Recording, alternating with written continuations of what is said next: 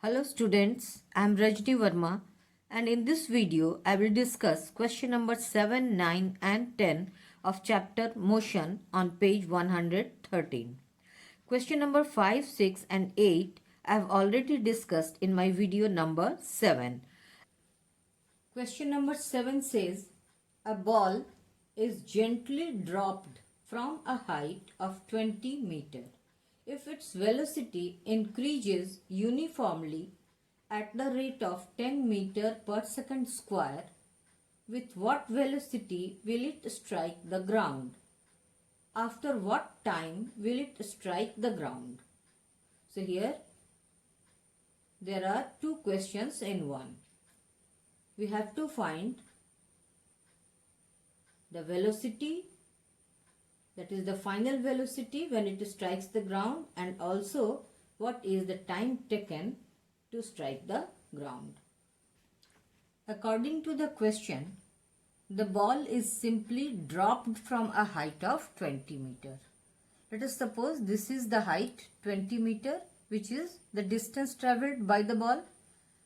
Since it is dropped and not thrown, its initial velocity will be 0. Initial velocity u is equal to 0.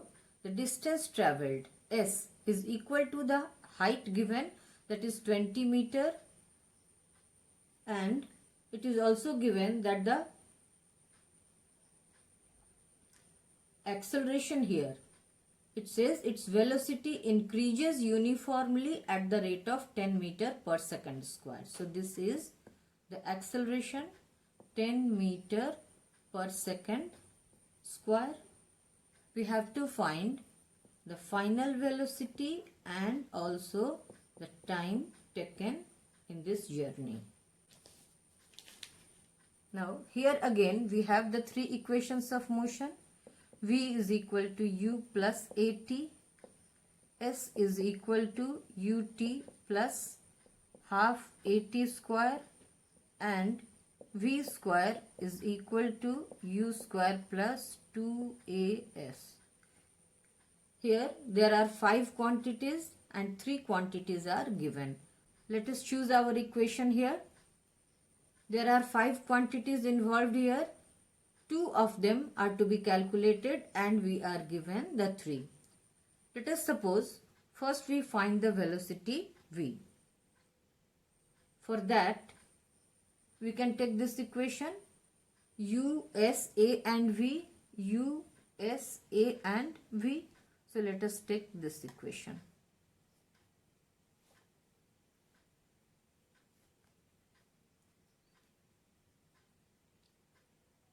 Using v square is equal to u square plus 2as. We have u is equal to 0 plus 2 multiplied by 10 multiplied by s, that is 20. So v square is equal to 20 into 20. Therefore v is equal to square root of 20 into 20, that is equal to 20. Now we can write meter per second. So we have found first part v. Then we have to calculate t. Now we can use either this equation or this equation. This will be simpler. So we write using v is equal to u plus at. We have 20 is equal to 0 plus 10 into t, which implies that t is equal to 20 upon 10, that is 2 seconds. 2 seconds. This is our second part. V or the velocity is 20 meter per second, final velocity, and time taken is 2 seconds. We could have calculated first time t by using the equation u, s, a and t. By using this equation we can find t first and then we can find velocity by using either of the two equations. So the choice is ours here. Since there are two quantities to be calculated, we can calculate any one of the two at first and then the second one later on. So this is the answer. Question number 9. The question says, state which of the following situations are possible and give an example for each of these. Part A, an object with a constant acceleration but with zero velocity. Part B, an object moving with an acceleration but with uniform speed. Part C, an object moving in certain direction with an acceleration in the perpendicular direction. Yes, this situation is possible.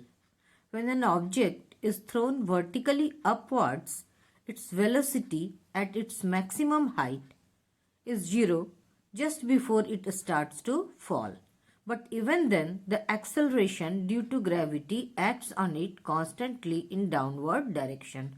So we can write, when an object is thrown vertically upwards, its velocity is 0 just before it starts to fall. But even then, the acceleration due to gravity acts on it constantly in downward direction. Yes, this situation is possible. Let us consider an object in uniform circular motion. When an object moves in uniform circular motion along a circular path, its speed is constant, but its velocity keeps on changing due to change in its direction. And we know that in a uniform circular motion, the velocity at any given point is directed along the tangent drawn at that point, while the acceleration acts in a perpendicular direction along the radius towards the center of the circle. We know that the tangent and the radius are perpendicular to each other. Therefore, this situation is possible. So we can write, yes, this situation is possible. An object in uniform circular motion moves with uniform speed, but its velocity changes uniformly due to constant change in direction. Now part C. This situation is also possible. Let us again take the example of uniform circular motion. An object moving along a circular path with a constant speed is moving in such a way that its velocity is along the tangent at the point, but the acceleration acts along the radius of the circle at that given point. And we know that the radius and the tangent are perpendicular to each other. Therefore, we can write, for an object in uniform circular motion, its velocity is along the tangent at the point, but the acceleration acts along the radius at that point towards the center. The radius and the tangent are perpendicular to each other. Question number 10. An artificial satellite is moving in a circular orbit of radius 42,250 km. Calculate its speed if it takes 24 hours to revolve around the Earth. It is given that the satellite moves in a circular orbit whose radius is given. So we have the radius is equal to 42,250 kilometer. We have to calculate its speed if the time taken is 24 hours. T is equal to 24 hours for one revolution. And we know that in order to make one complete revolution, the satellite has to move around the circumference. So the distance traveled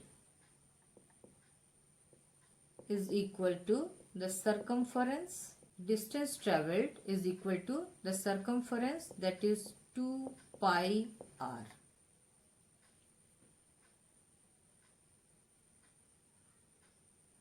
So the speed of the satellite will be given by speed is equal to distance traveled divided by time taken.